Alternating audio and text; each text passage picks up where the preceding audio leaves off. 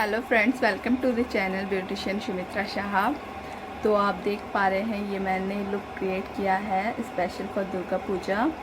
आप दुर्गा पूजा में किसी भी टाइम ये लुक क्रिएट कर सकते हैं जो कि बहुत ही ज़्यादा ब्यूटीफुल लगने वाला है। सो आप ट्राई ज़रूर कीजिएगा एंड कमेंट करके मुझे ज़रूर बताइए कि आपका एक्सपीरियंस कैसा था। एंड मेरे चैनल को सब्सक्राइब कीजिए, लाइक कीजिए एंड अपने दोस्तों के साथ शेयर कीजिए। Thank you so much for watching guys.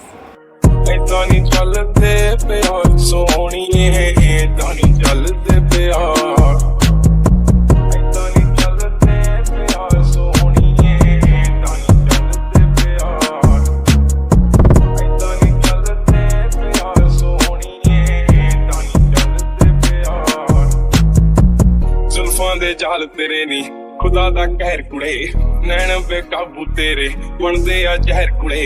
बस इको मंगी रब तो मंगी तेरी खैर कुड़े, साडा कसूर सिकादा कंडिया जो वैर कुड़े।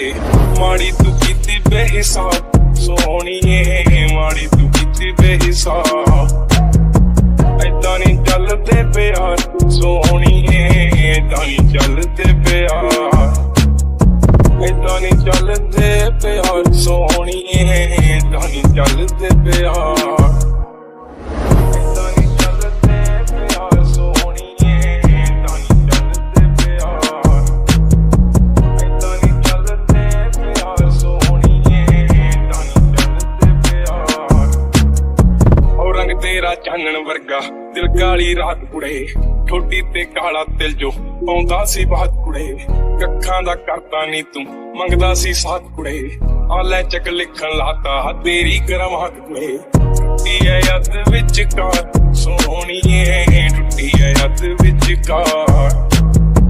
ऐदां नी चलदे प्यार सोहणीए, ऐदां नी चलदे प्यार, ऐदां नी चलदे प्यार सोहणीए, ऐदां नी चलदे प्यार, ऐदां नी चलदे प्यार सोहणीए।